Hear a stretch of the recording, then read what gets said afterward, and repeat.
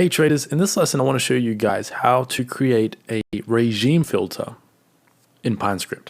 So the concept of a regime filter is that you get a key moving average from a key index.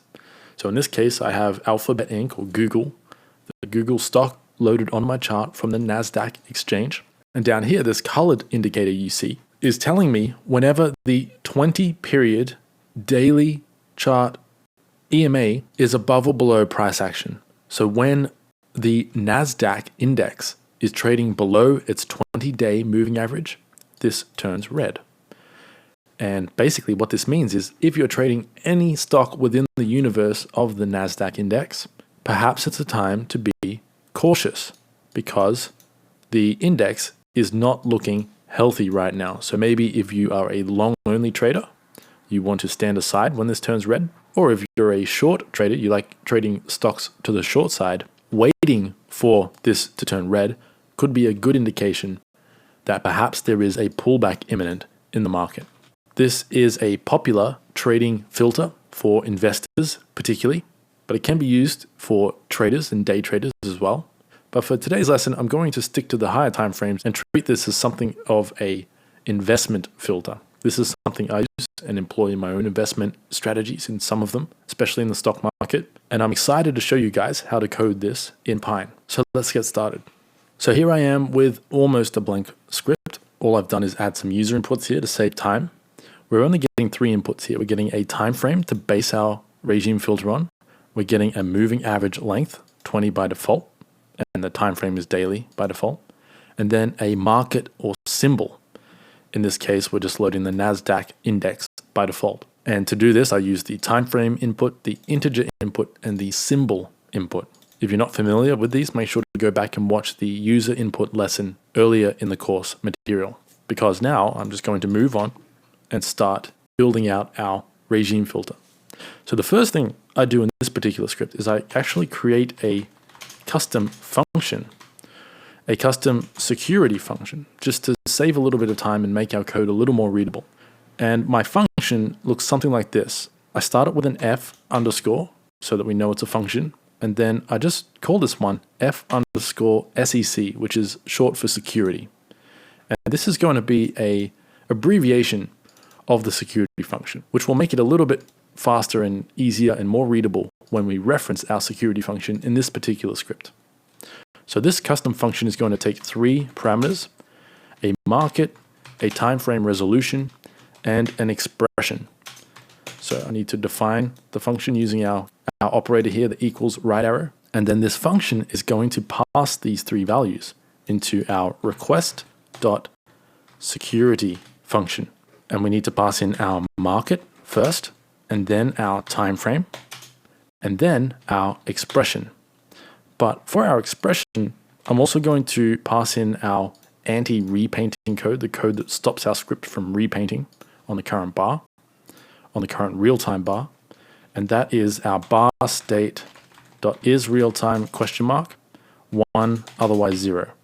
So this expression will reference the previous bar, the previous higher time frame bar. So in this case, if we were to use this function to reference the daily chart on this index, and the current bar happened to be a real-time bar that was actively moving, then we would reference yesterday's NASDAQ closing price, or whatever expression we put in here. Otherwise, if it is not a real-time bar and it is a historical bar, then we just reference the current expression or closing price, indicator value, whatever, on that historical bar.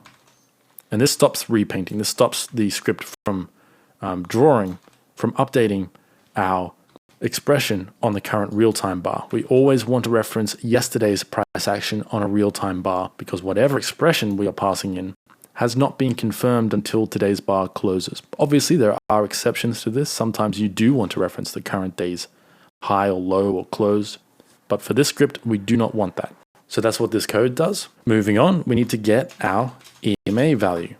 To do that, I just create a new variable called EMA, and I'll set this to ta.ema with a default source of the closing price and our length input as our period length for this moving average. And then next up, we need to get our EMA value from the higher time frame. To do that, I use my custom function here, the f_sec, open up my parentheses, and then I need to pass in the current market or the market setting that we have and the time frame, so RES, and then an expression. So in this case, we need to pass in our EMA value. And now because I've already included this historical operation here, this ternary condition that checks if we are dealing with a real-time bar or a historical bar, I don't need to do that here. I can just pass in the EMA value. That's why I created this custom function. It makes our code a little bit tidier. And now the next thing we need to do is check if price is above or below our EMA filter on the market that we are referencing as our regime filter. So the first thing I need to do is get the current market price. For that, we are going to use the f_sec function. Again, pass in our market, our resolution, but this time we want to pass in the closing price. So this will get the closing price of the given market on the given time frame. Then we need to create a new Boolean value here or variable called filter. And this will be set to, is the market price greater than our EMA value? So is the closing price on our given market, on our given time frame, trading above our EMA value for that same market and time frame? If that's true, then our regime filter will be set to true. And now the final thing that is left to do is to change the background color of our chart based on our regime filter. So if price is above our given moving average, we want the background to be green. Otherwise, we want it to be red. So let me change our plot to a BG color function. Then we simply need to check, is regime filter true? If so, set the background color of our chart to green. Otherwise, if our regime filter is not true, then we want to set it to red. Now, when I save my script, we should be getting the colors changing on the background of our indicator based on whether the current index filter is met. So if I go over to NASDAQ NDX and open that up, here is our NASDAQ index. If I throw on an EMA and set it to our 20 period, you can see that the filter changes color based on whether price is trading below this moving average or above this moving average. And this applies to any market we load. So if we load Google, it's not checking if Google's price is above the 20 period moving average. It's checking if the index, the overall index, is above its average. So this can be a great indication of impending trouble. So you can see here that our indicator went red right on this bar here. And soon after this happened, price consolidated for a while. And then we started to get green printing back on. So the index started to look a little bit more healthy on this bar right here. So that could be a key sign to start paying attention for a potential breakout of this consolidation. Then we get more green here. You could start accumulating a position here, expecting Google, which is a major player in the NASDAQ, obviously. You could use this filter to inform your investment decisions. You could start accumulating here so long as this stays green most of the time. And then eventually we start to get the breakout. So if you're aggressive, you could start buying in here as the indicator starts turning green and price is holding the lows. Or you could simply wait for the breakout, which happens right here on this gap up. Our filter, regime filter, is nice and green, meaning the NASDAQ is looking healthy overall. Google has broken out of this consolidation. You could start buying on this day here in anticipation of a nice run in price action. And our regime stays green all the way up until this bar right here. So notice that price action is still trading above its 20 period moving average on this market. So Google is looking good. But suddenly the NASDAQ, the overall health of the market, turns a little bit sour. This could be a great position to trail your stop loss up nice and tight, just in case the market does roll over. Or you can start scaling out of your position, however you like to invest or trade. And then you can see that soon after this turns red, we enter a pullback period.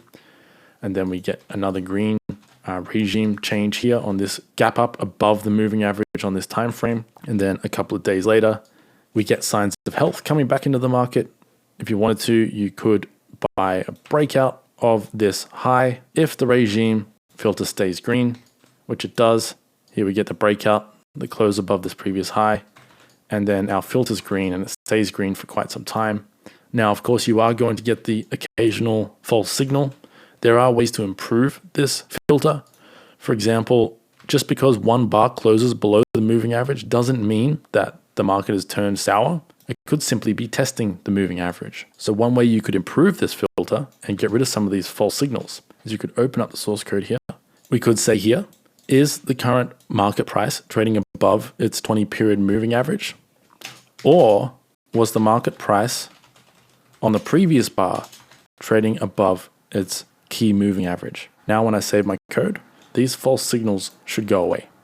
There we go. We have a little bit of a cleaner filter here. So now the color will only turn red if we've had more than one bar. So we've had 2 or more bars close below the moving average on our regime filter market. And that is pretty much it for this script and this lesson. Just before we go, I'll quickly show you how you could apply this to crypto. So let's jump over to one of my favorite projects, Cardano. Open this up and change our market. Wrong indicator. This one. Change our market to Bitcoin index, which is, I believe, BLX. Yeah, Bitcoin Liquid Index. And let's change the time frame to the 20-week moving average. That's a filter I like to use in my own trading. And click OK. If I zoom out a bit, you can see that during this entire period, Bitcoin was trading above its 20-period weekly moving average. And the market was healthy pretty much through this whole period. It was a little bit slow through here, but this was just an accumulation phase. And then eventually we turned red right here. Now it is obviously a little bit late. It's a little bit of a lagging signal. But the point of this is you'll never know when the top is going to come in the markets. So maybe you scale out as price starts to get a bit exponential. You sell some of your position up here. And then after the crash, we go red. You don't buy any more of your favorite cryptocurrency until Bitcoin starts trading above its 20-week moving average again. So you can see here that Cardano got back above its own 20-day period moving average. But when we zoom in here a bit, Bitcoin didn't start looking healthy until right here. And so if you didn't start buying Cardano until around here, sure, you missed out on the bottom down here. But if you started buying aggressively once Bitcoin started to look healthy, you could have caught this immense rally here from $1.30 up to around $3, just using a simple regime filter. And then there were signs of trouble coming in around here when Bitcoin started to struggle to trade above its 20-week period moving average. And of course, you could play around with this. You could change this to the 20-day period moving average, and it might be a little bit more responsive, a little bit more accurate and quick to pick up changes in the market. You could change the period. Let's try a 10-period moving average. A 10-period moving average would have gotten you in a lot lower in this particular rally. Let's have a look at a different market. Let's have a look at Ethereum.